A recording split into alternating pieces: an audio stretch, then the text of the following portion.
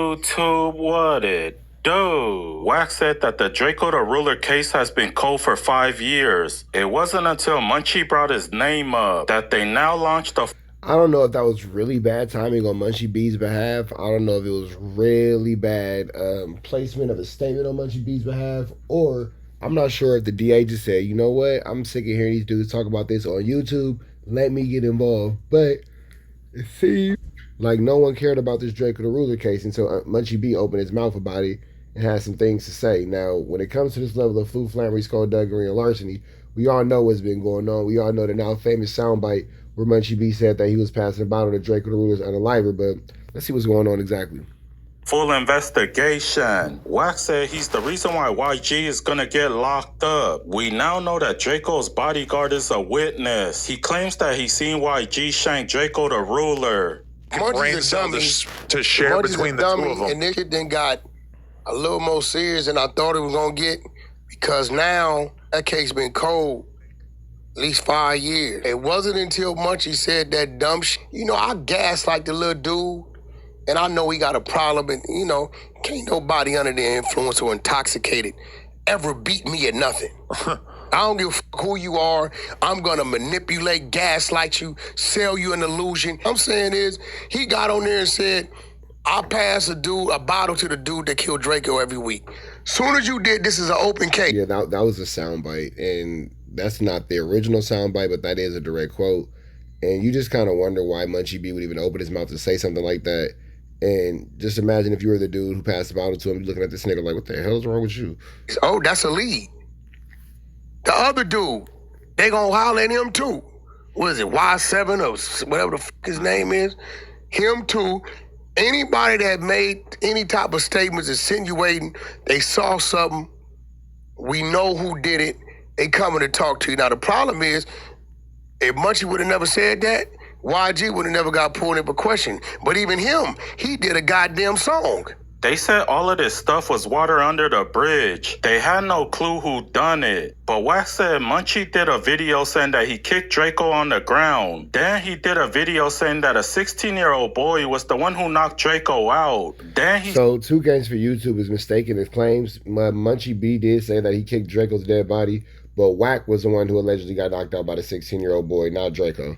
Said he knows who shanked them because he drinks with that person every single week. That he did say. That is something that he did say in a moment of sure idiocy. Flacco said when him and Munchie was friends, that he got drunk and said a little too much. WACK said all of this stuff led to a full investigation. But Munchie and YG don't hang out at all. What? Are you stupid? There's no chance that Munchie is passing the bottle to YG every other week. No, you're missing the point, bro. They all know they're looking at the entourage. They're looking at who the entourage is with. You get what I'm saying? So they're going to automatically associate the YG because they're going to say it was his entourage. Which, when you're dealing with an open murder case, some shit like that, man, you don't get up there claiming you know who did it. What's crazy about Munchie is instead of him saying, y'all fucked up, I'm running my mouth too much, he'll come up with a reason why it's not a problem. But we don't have any reason to believe that Munchie... Yeah, that's a wild statement to make. Like, if you're not involved in this, why would you make that statement? That was pretty slow tard thing to say. Munchie's statements actually triggered any sort of investigation. Bullshit. Could it be the possibility? Bullshit. Yes. Do we... They wasn't moving on nothing because they had nothing to move on until this man said what he said. Flacco said they got a witness who said that it was Frankenstein. Yeah, I heard that too.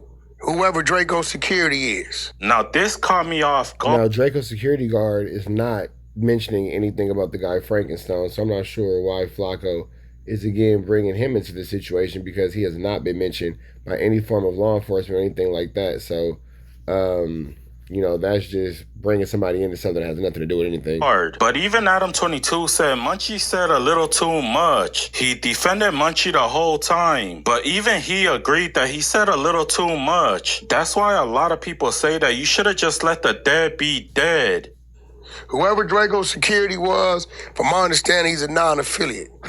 Did you see in Flacco's video, they got audio of K7 saying that The Gloves was handing out knives backstage. That's cap. Munchie B, he can say what he want, whatever. Now, this is where WACK puts the whole everything on Gloves. And this is crazy when WACK just blatantly open, just snitches on this guy. This is crazy.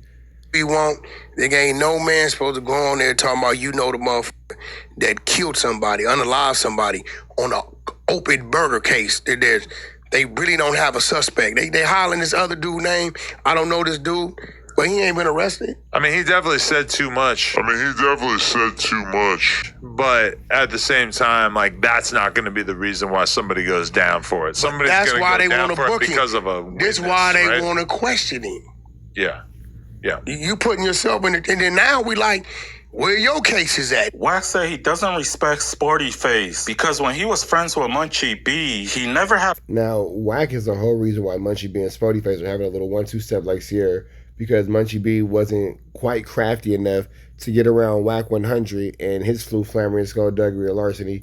Munchie B is caught up in his emotions and caught up in this bottle and allow, you know, his prejudice of WACK100 to pretty much put a narrative on Sporty Face that really didn't exist. A problem with what Munchie said about Drakeo. It wasn't until they fell apart that now you're calling him a snitch. They said Turtle is just mad because he got played by Munchie B. He returned back to No Jumper and got a higher pay, while Turtle lost all of his channels on social media. And what I don't like about Sporty Face, you attack DC Baby Drakeo, and now that you're mad about whatever you're mad about, and I think he was mad that Munchie came back, now you go to Dijon them show and speak about what he shouldn't have did and act as if he never knew nothing about it. Now Sporty and Munchie are like pretty much fully beefing. Because he went and said Munchie shouldn't have said, okay, why you didn't say that when you was at the table with him? If you ain't gonna give it no time or attention when you cool with him, don't mention it or discuss it or bring it up when you fake fall out with him. Right. And I think his issue is because Munchie came back. I think Munchie kind of convinced him not to come back, and then Munchie came back. It's a weird thing between them, but you could definitely tell that Sporty Face feels a little bit of a way about Munchie coming back without necessarily saying anything to him. Maybe Sporty Face thought that they were closer than Munchie felt like they were, because Munchie didn't think twice about it. But I also just feel like with both of them. Now, it's probably true that Munchie B told Sporty Face that he wasn't going to go back up to No Jumper.